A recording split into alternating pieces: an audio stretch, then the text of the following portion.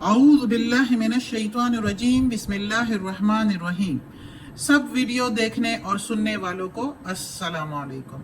हमारे चैनल के प्यारे व्यूवर्स, आज हम तिलावत करेंगे सूरे अनफाल की आयत नंबर 33 और 34, यानी कि आयत नंबर 33 एंड 34 इंशाल्लाह तिलावत करेंगे तर्जुमा के साथ और तफसीर के साथ। तो चलें शुरू करते हैं आज का सबक। लेकिन शुरू करने से पहले चैनल को सब्सक्राइब करें, बेल नोटिफिकेशन को ऑन करें ताकि अगली वीडियो आपको आसानी से मिलती रहे, और हो सके तो शेयर भी करें ताकि ज़्यादा से ज़्यादा लोग देखें, आपको भी सवाब मिले और मुझे भी। तो चलें अब शुरू करते हैं आज का सबक। औज़ु बिल्लाहि मिनश शैतानिर रजीम बिस्मिल्लाहिर रहमानिर रहीम। वमा और नहीं, काना है, वमा कानल्लाहु और नहीं है अल्लाह लियुअज़्ज़िबहुम के अजाब दे उनको, व अंता और तुम फीहिम उनमें रहते हो। अब इसमें बमुहायरा तर्जुमा करें तो नहीं है अल्लाह ये कि अजाब दे उनको, यानी मक्का वालों को, जब तक मोहम्मद सल्लल्लाहु अलैहि वसल्लम उनमें रहते हो। वमा कान अल्लाह और नहीं है अल्लाह मुअज़्ज़िबहुम के अजाब दे उनको, वहुम यस्तगफिरून और उधर बख्शिश मांगने वाले मौजूद हो। यस्तगफिरून बख्शिश मांगने वाले, और उनमें बख्शिश मांगने वाले हो। अब इस आयत में अल्लाह ताला जवाब दे रहा है जो पिछले सबक में हमने पढ़ा था कि कफार मक्का जब बदर की जंग के लिए निकल रहे थे मक्का से, तो कफार मक्का ने, यानी उनके सरदार अबू जहल ने या कफार मक्का ने जो दुआ की थी खाना काबा का गिलाफ पकड़ के कि या अल्लाह अगर ये लोग दीन हक पर हो, तो अगर ये लोग हक पर है तो या अल्लाह हम पर पत्थरों का बारिश बरसा दे या हमें दर्दनाक अजाब दे। तो ये उन्होंने अपने हक में दुआ की थी, जो कि एक बद्दुआ ही है, और ये उन्होंने इसलिए की थी कि इतने अरसे तक मोहम्मद सल्लल्लाहु अलैहि वसल्लम के साथ उन्होंने और मुसलमानों को मक्का में बहुत सताया मक्का में जब वो रहते थे। लेकिन जब हिजरत करके मदीना चले गए तो फिर ये अब उनके साथ जंग के लिए रवाना थे, तो तब ये उस वक्त भी ये दुआ करने लगे कि अब भी हमें कुछ नहीं होगा। उस वक्त तो सताते थे तो कुछ भी नहीं हो रहा था। तो वो अल्लाह ताला कहता है कि तुम अब ये दुआ कर रहे हो तो अपनी खैर मनाओ। ये तो उस वक्त में इसलिए अजाब नहीं करता था कि उस वक्त मोहम्मद सल्लल्लाहु अलैहि वसल्लम तुम लोग में मौजूद थे। वो मक्की दौर था, मक्की दौर यानी जब मोहम्मद सल्लल्लाहु अलैहि वसल्लम जब तक मक्का में मौजूद थे, तो उस दौरान इसलिए अजाब नहीं आ रहा था उन पर कि मोहम्मद सल्लल्लाहु अलैहि वसल्लम उधर मौजूद थे। और अल्लाह ताला कहता है कि जहां मोहम्मद सल्लल्लाहु अलैहि वसल्लम मौजूद हो, मेरे पैगंबर मौजूद हो, तो उधर अजाब नहीं आएगा। और या उधर ऐसे लोग मौजूद हो जो अल्लाह से बख्शिश मांगते हैं, तो बख्शिश मांगने वालों को भी अल्लाह बहुत पसंद करता है और उन पर अजाब नहीं लाता। जब भी किसी बस्ती पर, किसी भी कौम पर अजाब आया है तो तभी आया है जब उधर का पैगंबर अपनी सारी कुव्वतें लगाकर, अपनी सारी मेहनत कोशिशें करके उधर के लोगों को बहुत माइल करने की कोशिश की और बहुत दीन इस्लाम पर आने के लिए कोशिश की, लेकिन वो लोग फिर भी नहीं माने। और आखिर में मायूस होकर जब पैगंबर उधर उस कौम से, उस बस्ती से निकल जाते हैं या निकाले जाते हैं या उनको मारा जाता है, तो फिर वो ये जाहिर करते हैं, वो कौम या वो बस्ती, कि ये अपने दरमियान किसी नेक बंदे को, किसी सालिह बंदे को बर्दाश्त नहीं कर सकते। जब ऐसे लोग नेक और सालिह लोगों को और पैगंबरों को अपने दरमियान बर्दाश्त नहीं कर सकते, तो फिर अल्लाह ताला कहता है कि तुम लोगों की भी जरूरत नहीं, और फिर अल्लाह ताला उन पर अजाब ले आता है। कितने कितने लोगों पर, कितनी कितनी कौमों पर अजाब आए हैं।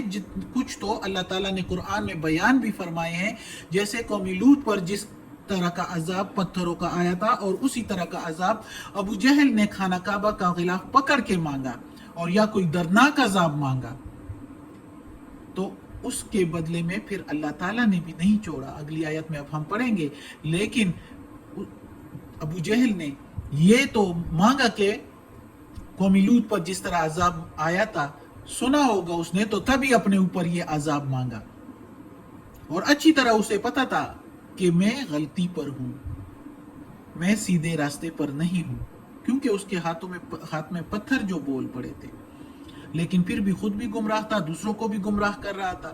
اور اللہ تعالیٰ کہتا ہے کہ اس وقت تک جب تک محمد صلی اللہ علیہ وسلم تم میں موجود تھے اور نیک لوگ مسلمان بھی ادھر موجود تھے، تو تب تک تمہیں عذاب نہیں لا رہا تھا۔ اور کچھ کافر لوگ بھی ایسے تھے کہ وہ طواف کرتے ہوئے غفرانک غفرانک کہا کرتے تھے، یعنی تجھ سے بخشش مانگتے ہیں، تو بخشش مانگنے والوں کی وجہ سے ادھر عذاب نہیں آ رہا تھا۔ لیکن کب تک؟ اب جب انہوں نے مانگا، تو پچھلے سبق میں بھی میں نے کہا تھا کہ بدر کے میں ان کو کیسے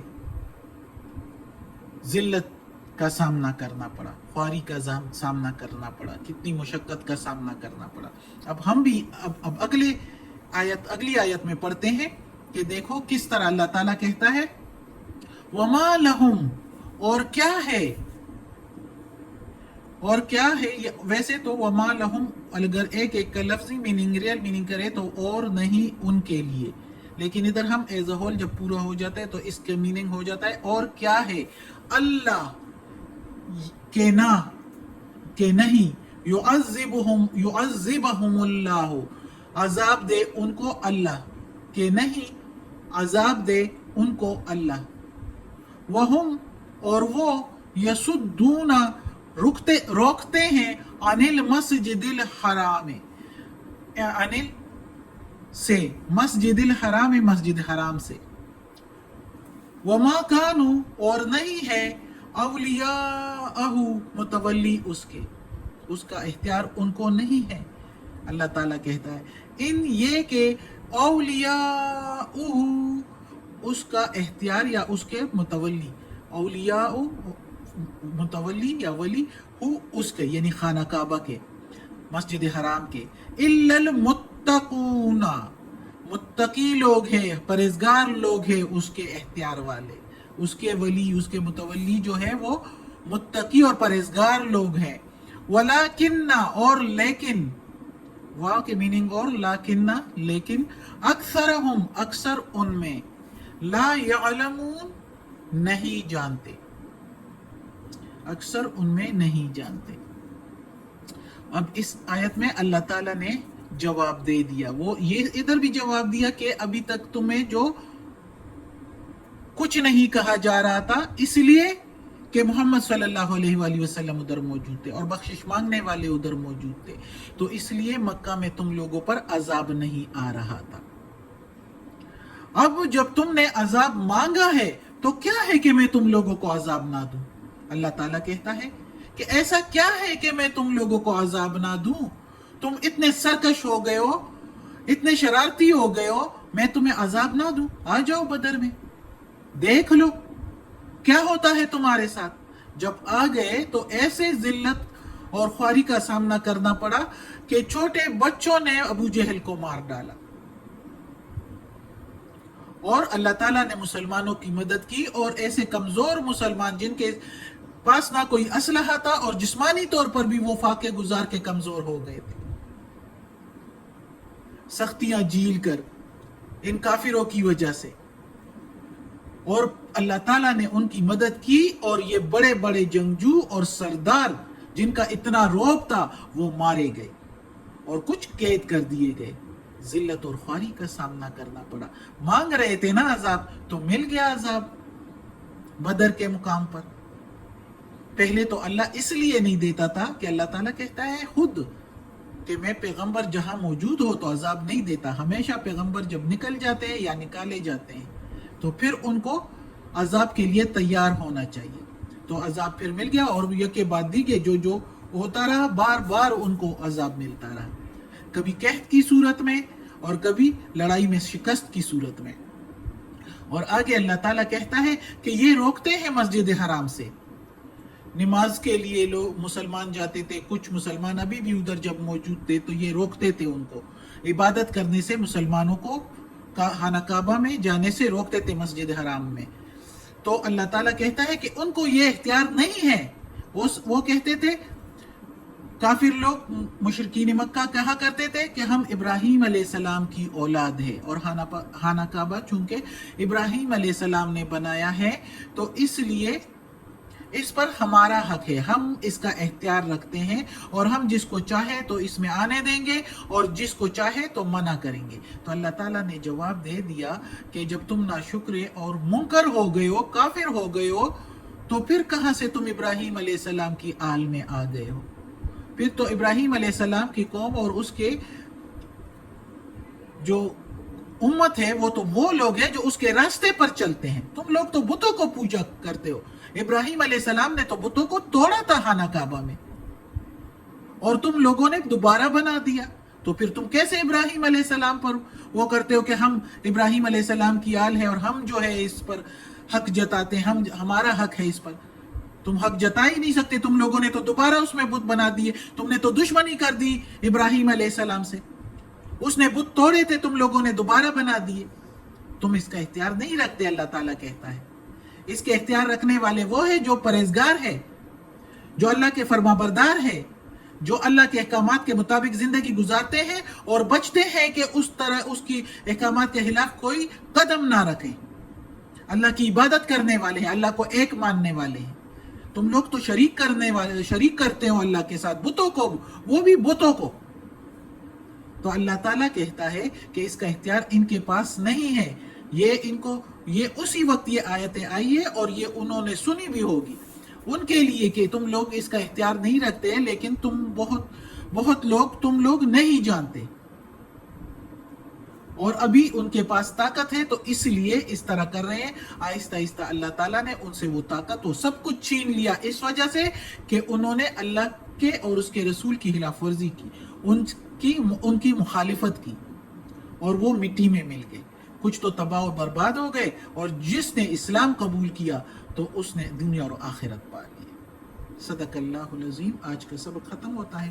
اللہ ہمیں توفیق دے اس قرآن مجید کا ترجمہ مکمل کرنے کی اور اس پر عمل کرنے کی توفیق دے. یا پروردگار، یا رب العالمین، یا مالک یوم الدین، یا علی کل شیء قدیر. یا اللہ یہ تلاوت کی ہے تیرے کلام کی، یا اللہ اس کی تلاوت میں، ترجمے میں، تفسیر میں، زیر زبر پیش میں، تلفظ میں کوئی غلطی ہوئی ہو تو یا اللہ معاف کر دینا. تو معاف کرنے والا غفور الرحیم ہے.